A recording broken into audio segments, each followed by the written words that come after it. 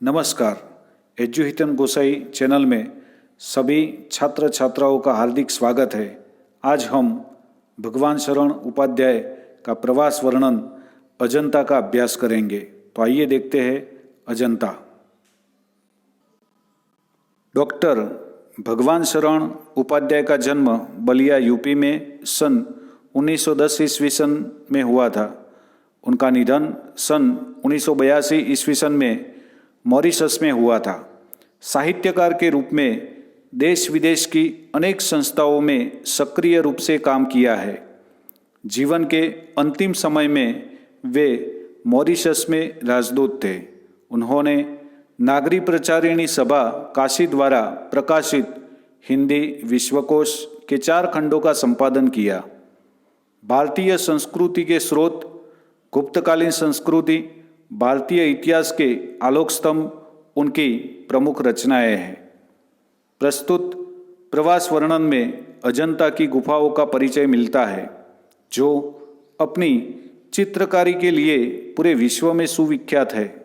अजंता की गुफाएं बौद्ध धर्म से प्रेरित उनकी करुणामय भावनाओं से भरी हुई शिल्पकला और चित्रकला से ओतप्रोत ऐतिहासिक विश्व धरोहर है। तो आइए देखते हैं अजंता प्रवास वर्णन। जिंदगी को मौत के पंजों से मुक्त कर उसे अमर बनाने के लिए आदमी ने पहाड़ काटा है। किस तरह इंसान की खूबियों की कहानी सदियों बाद आने वाली पीढ़ियों तक पहुंचाई जाए, इसके लिए आदमी ने कितने ही उपाय सोचे और किए। उसने चट्टानों पर अपने संदेश खोदे, ताड़ों से ऊंचे, धातुओं से चिकने पत्थर के खंभे खड़े किए, तांबे और पीतल के पत्थरों पर अक्षरों के मोती बिखेरे और उसके जीवन मरण की कहानी सदियों के उतार पर सरकती चली आ रही है, जो आज हमारी अमानत विरासत बन गई है।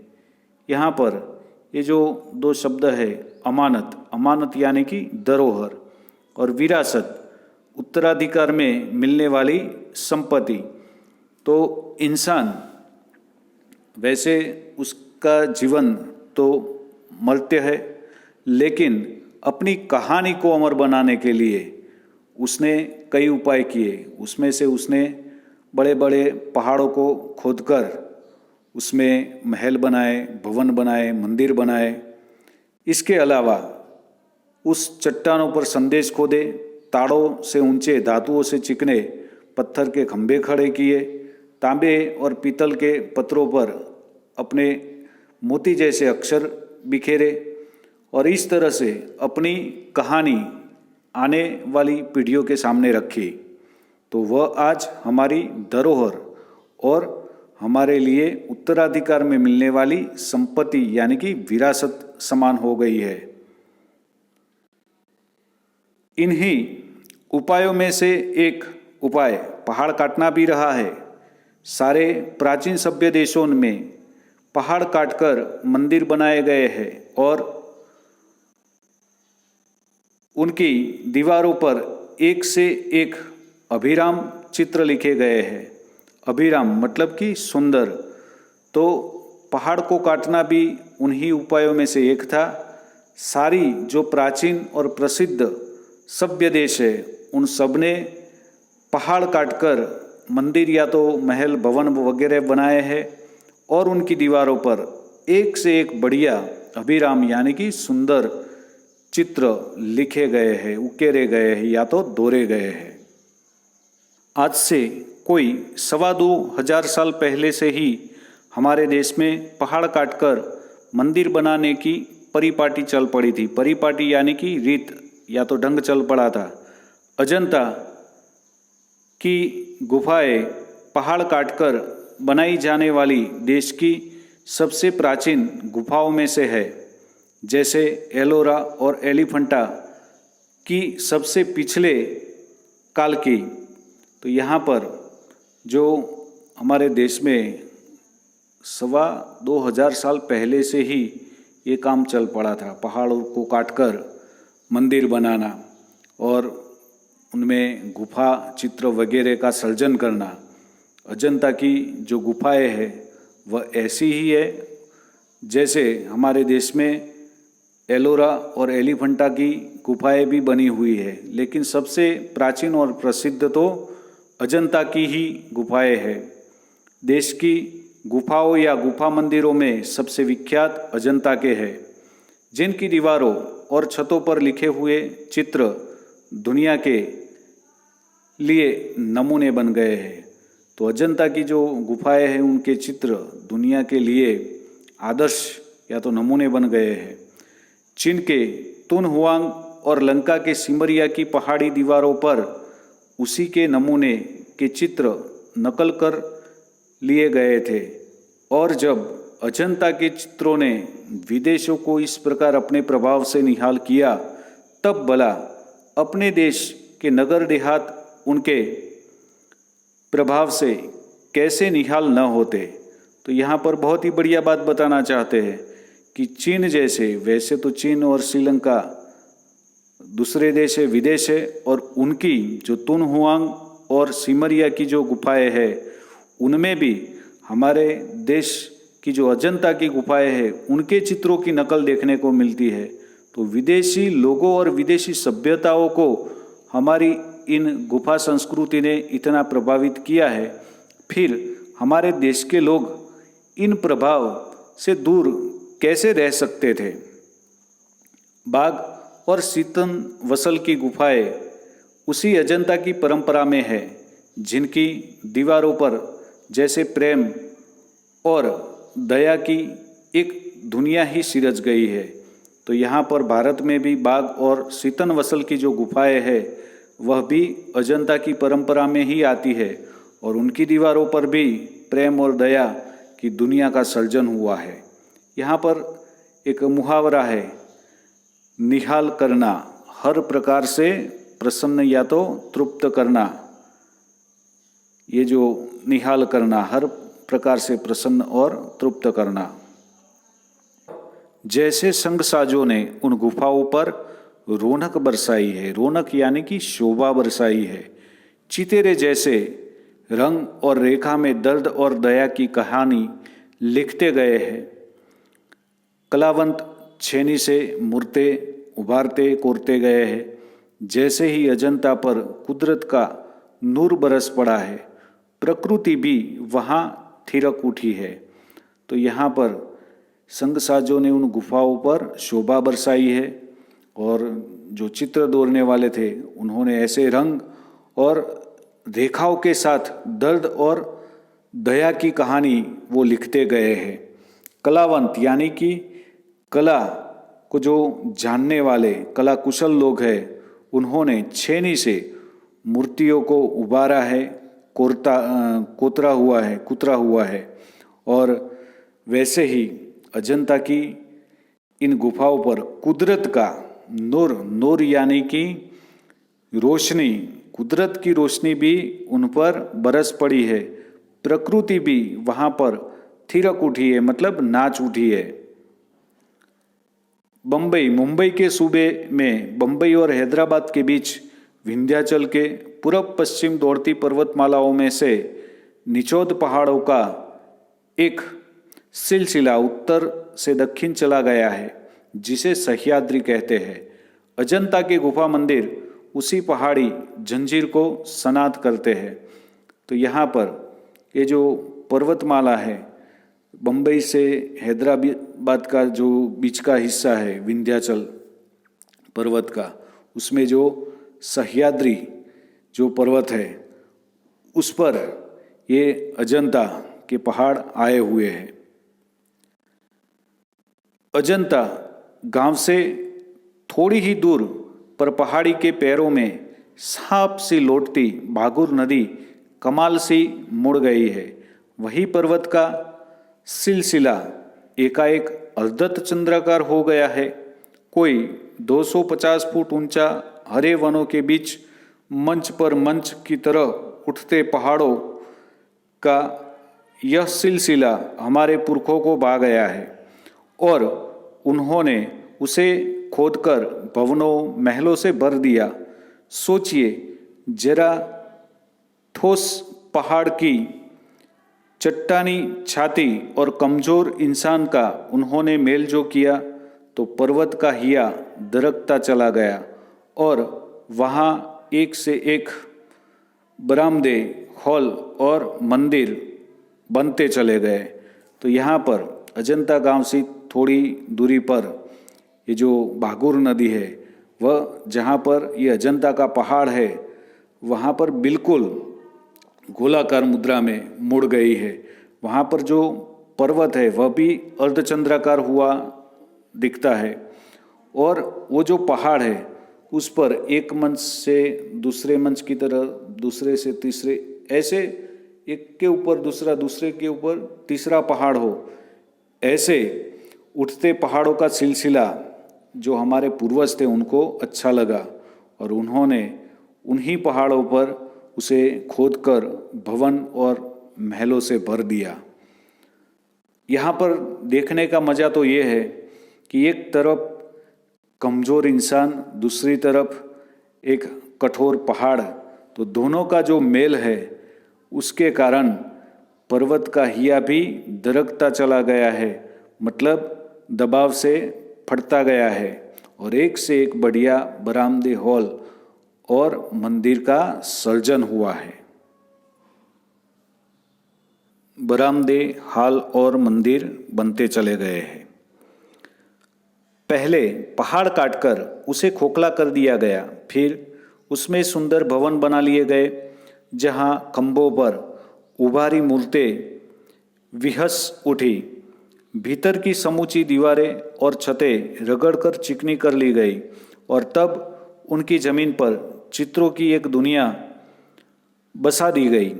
पहले पलस्तर लगाकर आचार्यों ने उन पर लहराती रेखाओं में चित्रों की काया सिरस दी। फिर उनके चेले कलावंतों ने उनमें रंग भरकर प्राण फूंक दिए। फिर तो दीवारें उमंग उठी, पहाड़ पुलकित हो उठे। तो यहाँ पर पुलकित होना मतलब प्रसन्न होना। तो क्या किया, पहले तो पहाड़ों को काट दिया गया और उसको खोखला कर दिया गया। फिर उनमें सुंदर भवनों का यानी कि घरों का निर्माण किया। उनके जो खंभे थे उन पर मूर्तियाँ कुतरी गई। उनकी जो दीवारें हैं और छतें हैं उसको रगड़कर चिकना कर लिया गया। फिर वहाँ पर जो आचार्य लोग थे उन्होंने प्लस्तर लगाकर रेखा चित्र का सर्जन किया और उसके बाद उनके जो चेले, कलावंत चेले, कला के जो जानकार कुशल चेले थे, उन्होंने रंग भरकर प्राण फूंक दिए, मतलब सजीव कर दिए सभी चित्रों को। और इसी के कारण ये जो पहाड़ है वह पुलकित यानी कि प्रसन्न हो उठे। कितना जीवन बरस पड़ा है इन दीवारों पर, जैसे फसाने अजायब का भंडार खुल पड़ा हो। कहानी से कहानी टकराती चली गई है। बंदरों की कहानी, हाथियों की कहानी, हिरणों की कहानी, क्रूरता और भय की, दया और त्याग की।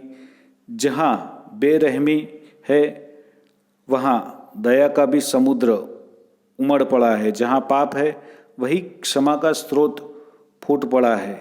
राजा और कंगाल, विलासी और भिक्षु। तो यहाँ पर कि ये जो पहाड़ है उनमें जो जीवन के इतने सारे दृश्य देखने को मिलते हैं कि हम सब आश्चर्यचकित हो जाए। ऐसे चित्र किसी और जगह पर एक साथ देखने को नहीं मिल सकते। बंदरों की कहानी, हाथियों की कहानी, हिरणों की कहानी, एक तरफ क्रूरता है, भय है, दूसरी तरफ दया है, त्याग है। एक तरफ बेरहमी है तो दूसरी तरफ दया भी है। पाप है, दूसरी तरफ क्षमा भी है। राजा है, कंगाल भी है, विलासी है, भिक्षुक है। तो सभी तरह के चित्र वहाँ पर देखे जाते हैं। नर और नारी, मनुष्य और पशु सभी कलाकारों के हाथों सिरजते चले गए हैं। हैवान की हैवानी को इंसान की इंसानियत से कैसे जीता जा सकता है, कोई अजंता में जाकर देखे। बुद्ध का जीवन 1000 धाराओं में होकर बहता है। जन्म से लेकर निर्वाण तक उनके जीवन की प्रधान घटनाएं कुछ ऐसे लिख दी गई है कि आंखें अटक जाती है, हटने का नाम नहीं लेती। तो यहाँ पर नर नारी मनुष्य पशु सभी का सर्जन उन गुफाओं में किया है। हैवान की हैवानी को इंसानियत से कैसे जीता जा सकता है वह अजंता में देखने को मिलता है। बुद्ध का जीवन जो 1000 धाराओं में बहता है, उनकी निर्वाण यानी कि जन्म से लेकर निर्वाण तक की जो जीवन की प्रधान घटनाएं हैं वह भी वहाँ पर देखने को मिलती है। उनको देखकर हमारी आंखें वहीं पर स्थिर हो जाती है, वहाँ से हटने का नाम नहीं लेती। यह हाथ में कमल लिए बुद्ध खड़े हैं, जैसे छवि छलकी पड़ती है, उभरे नयनों की ज्योत पसरती जा रही है। तो एक तरफ बुद्ध कमल लिए हुए खड़े हैं, उनकी छवि छलकी जान पड़ती है, नयनों की जो ज्योत है, प्रकाश है, रोशनी है, वह पसरती जा रही है, मतलब फैलती जा रही है। और यह यशोधरा है, वैसे ही कमल नाल धारण किए त्रिभंग में खड़ी। तो यशोधरा कमल नाल लिए खड़ी है, त्रिभंग यानी कि शरीर को 3 जगह से मोड़े हुए, टेढ़ा किए हुए वहाँ पर खड़ी है। और यह दृश्य है महाविनिष्क्रमण का। यशोधरा और राहुल निंद्रा में खोए गौतम दृढ़ निश्चय पर धड़कते हिया को संभालते। तो ये जो दृश्य है महाविनिष्क्रमण का, मतलब सब कुछ छोड़कर यहाँ से गौतम चले जा रहे हैं। उधर पत्नी और राहुल निंद्रा में पौड़े हुए हैं और उनको छोड़कर गौतम निकल पड़ते हैं। और यह नंद है, अपनी पत्नी सुंदरी का भेजा द्वार पर आए बिना भिक्षा के लौटे भाई बुद्ध को लौटाने जो आया था और जिसे भिक्षु बन जाना पड़ा था। तो दूसरा एक चित्र है नंद का, जो अपनी पत्नी सुंदरी का द्वारा भेजा हुआ है और बुद्ध को वह भिक्षा के लिए आए थे, उनको लौटाने आया था, लेकिन वह खुद भिक्षु बन जाता है। वह बार बार भागने का प्रयत्न करता है, तो वह बार बार भागने को होता है, बार बार पकड़कर संग में लौटा लिया जाता है। उधर फिर वह यशोधरा है बालक राहुल के साथ, तो यहाँ पर उसको बार बार भागने का प्रयत्न करता है, फिर उसे संग में लौटा लिया जाता है। यहाँ पर यशोधरा और राहुल का चित्र है। बुद्ध आए हैं पर बजाय पति की तरह आने के भिखारी की तरह आए हैं और भिक्षा पात्र देहली में चढ़ा देते हैं। यशोधरा क्या दे जब उसका स्वामी भिखारी बनकर आया है? क्या न दे डाले, पर है ही क्या। अब उसके पास उसकी मुकुटमणि सिद्धार्थ के खो जाने के बाद सोना चांदी मणि माणिक हीरा मोती तो उस त्यागी जगतत्राता के लिए मिट्टी के मोल नहीं, पर हाँ है कुछ उसके पास, उसका बचा एकमात्र लाल, उसका राहुल, और उसे ही वह अपने सरबस की तरह बुद्ध को दे डालती है। तो अब देखिए यहाँ पर बुद्ध आए हैं, लेकिन पति बनकर नहीं, भिखारी बनकर आए हैं। और उनका जो भिक्षा पात्र है वह यशोधरा की देहली पर वह रखते हैं। यशोधरा के लिए कठिन प्रश्न है कि अब बुद्ध को क्या दे भिक्षा में, क्योंकि वह जो भिक्षा में दे सकती है सोना चांदी मणि माणिक हीरा मोती, वो तो उस त्यागी जगत त्राता के लिए, जगत त्राता मतलब जगत की रक्षा करने वाला, उसके लिए मिट्टी समान है, मतलब वो तो उसे पसंद नहीं आएगा। अब उसके पास देने के लिए और कुछ तो है नहीं। हाँ, उसे लगता है एक चीज़ है, वह है उनका इकलौता बेटा राहुल, और उसे ही वह अपने पति बुद्ध को दे देती है भिक्षा में। और उधर वह बंदरों का चित्र है। कितना सजीव, कितना गतिमान, बंदर का चित्र कितना सजीव और गतिमान लगता है। उधर सरोवर में जल विहार करता वह गजराज कमल दंड तोड़ तोड़कर हथिनियों को दे रहा है। तो वह गजराज पानी में नहा रहे हैं और कमल डांडी को तोड़कर हथिनियों को वह दे रहे हैं। वहाँ महलों में वह प्यालों के दौर चल रहे हैं। उधर वह रानी अपनी जीवन यात्रा समाप्त कर रही है, उसका दम टूट रहा है।